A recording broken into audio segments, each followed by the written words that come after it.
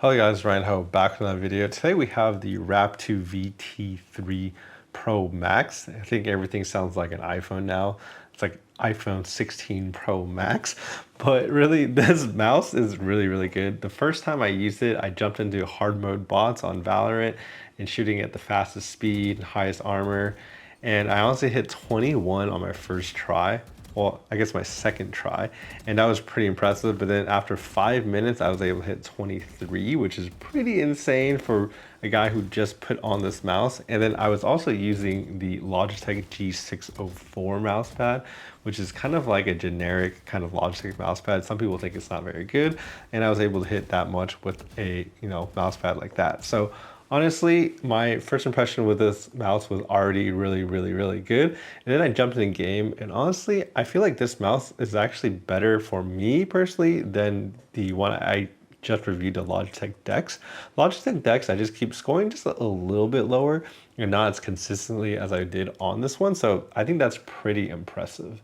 Now, this mouse comes at a price point of $60, and it comes with all the dongles and everything necessary, and it has 8K polling, which is pretty crazy. So as you can see, it comes with a cable right here, and then it also has another docking station that you can use. And then it has actually a small dongle. So this says it's for 4K, but it can actually go up to 8K as well with this little dongle. So it's pretty crazy that you're able to get this much performance off of a small dongle. And of course, this is actually very similar to the Logitech Dex actually, because you can actually put your dongle in the bottom right here. So it actually just fits in really well. So really you can actually store it for kind of, on the move, which is really good. I think a lot of mouses actually miss out on this. I just commented on that for the Dex, because as you can see, a lot of these Ergo mouses I have really don't have any slots to kind of put your kind of dongle, and the dongles they come with are really big, kind of like this whole thing instead. But this one comes with a small dongle on the bottom that can also do 8K, which is honestly really good. And so beyond that has 8K, I tested 8K, it feels very snappy. I honestly can't tell the difference between that one and like the Razer 8K, so it's honestly a high performance. It honestly feels better than my final mouse that is stuck on 4K still. I'm still waiting for them to drop the 8K firmware, so really for $60 and that 8K performance, it's pretty ridiculous and snappy. Yo, let's unbox the VT3 Pro Max. I mean, I always love the shiny boxes. I mean, I don't know, they just look really cool, really premium. So it's got the 4K, 8K wired with a firmware update to 8K. So let's open this up. A little place to kind of pull it up. A little mouse protected from water. So we have the mouse taken out. This is the Max, Pro Max.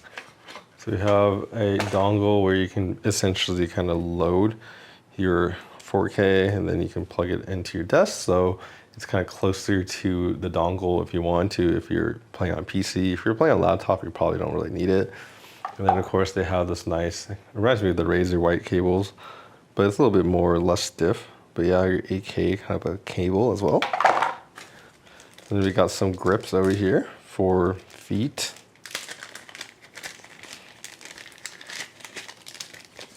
So we got kind of different grips for the sides, the top, and we also have feet, I guess if you need to change them out. So when it comes to kind of the buttons and the functions of this mouse, we actually have a polling rate switcher actually from this pink button. And then you can have a DPI switch on top. So you can actually change both, which is really nice. So you can cycle between like 8K and like 1K and everything else. So switches on this mouse are actually really good. It uses Omron 60 million clicks, and they're really good. Honestly, they're very snappy and clicky. I really like them. And then they have a nice kind of scroll wheel that's very easy to move, and no issues with that. And then they have this kind of black kind of aesthetic in the middle that makes it stand out from the typical, I guess, all black or all white type of mouses. It gives it a little bit of a more unique look. And then we have the side buttons, which I found these side buttons to be honestly pretty good. They're snappier than even the Logitech ones, so they feel better. I mean, it's not really a high bar to beat Logitech, but they actually do beat the Logitech, so they're pretty good. They're probably not as good as the Death Adder V3 Pro, but they're kind of in the middle, so they're pretty decent for the price. And then I guess the coating on this mouse, there's no real coating on this mouse. It's pretty much just plastic, kind of like the Razer I have over here. So, I mean, I didn't really have an issue holding on to the mouse because this mouse is actually kind of smaller than the competition. So if you actually look at the kind of Razer and the Death Adder, you can just see how much smaller this mouse is than the Death Adder. Death Adder is just a huge mouse in comparison. And even the Logitech Dex is actually a bigger mouse than the Rapoo. So honestly, this VT3 Pro Max is honestly a very nice mouse if you don't have like huge hands, because I would say the Dex and the Logitech are leaning towards, you know, bigger hand sizes, honestly, with the Razer being the biggest mouse, and then this being, I guess, the second biggest, and this one being closer to, I guess, medium-sized mouse. So I think a lot of people with smaller hands, including myself, or more medium-sized hands, will enjoy this one a little bit more. We could do a little click test of this as well.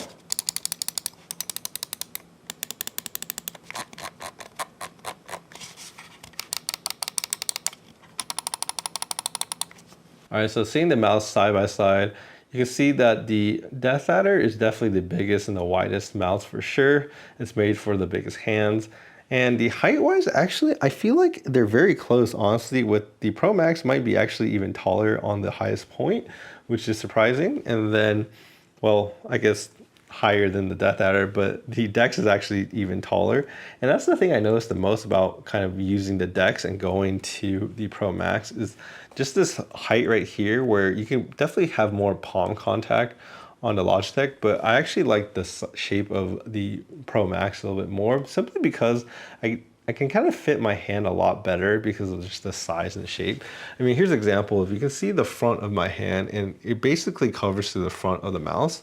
When I'm on the Dex, you know, my hand definitely doesn't get as far up on the Dex as I can with the Pro Max. So the Pro Max is just a more comfortable and more kind of hand-fitting mouse for me personally.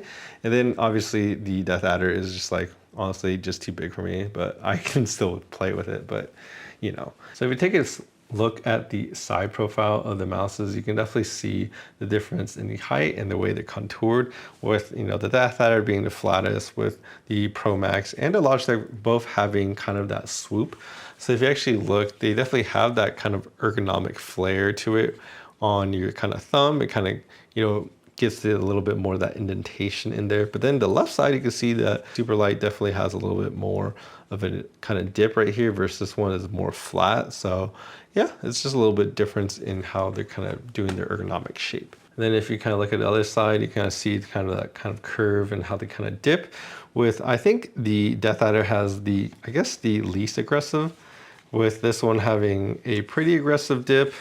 And then the Dex probably kind of in the center. It kind of doesn't curve off as much as the rest of the mouses. I do think the V Pro Max kind of falls off a cliff a little bit more, and it's kind of a less wide mouse, I guess, compared to both of these. So I would say my in-game performance with the Pro Max was honestly really good. I felt like this was very snappy. I played so many games with it, and I didn't really detect any issues with it. So honestly, the 8K is definitely worth it. The clicking is very nice. Honestly, I really like how light the clicks are, how easy they are to spam.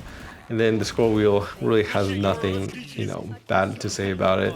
So overall, this performance and the quality you're getting mouse is really good. I would say, you know, for me, my hand didn't really slip with this mouse, but if this mouse had a coating, that would be even better. So I would be one upgrade that, you know, they could look for in the future. But all in all, I really didn't find anything wrong with this mouse. I honestly think this is probably one of the best ergonomic mouses I have here. I would say, you know, I had the Zalpin right here, which is a pretty good shape. It's a little bit less of an Ergo, more like asymmetrical. They technically count this mouse as asymmetrical too, but I feel like this mouse is more Ergo than even the Zalpin over here. But the 8K on this is honestly the differentiation for me. Like, it's just a lot faster and responds a lot better for me with the Rapoo, so I'd probably go for this one. And then compared to, I guess, the Incot G Hero, I mean, this is barely even considered Ergo mouse. I would say this one for like a Chinese mice is honestly really good. The clicks are a little bit stiffer. This one's a little bit more spammable, and this has, you know, kind of that Ergo kind of slope. So if you're looking for an Ergo mouse, you'd probably go for this one, honestly, over that. And then when it actually comes to the weight, so the Rapoo weighs about 63 grams, so that's pretty lightweight. I think this mouse, the Death Adder actually weighs about the same. It's a little bit bigger of a mouse, but they're almost the same weight. But this one actually comes with a bigger battery. It has like an 800 milliamp battery, so it's a pretty big battery. And I have, you know, really long battery life experience on this mouse, and I only use it in 8K, so I'm definitely kind of impressed with the battery size.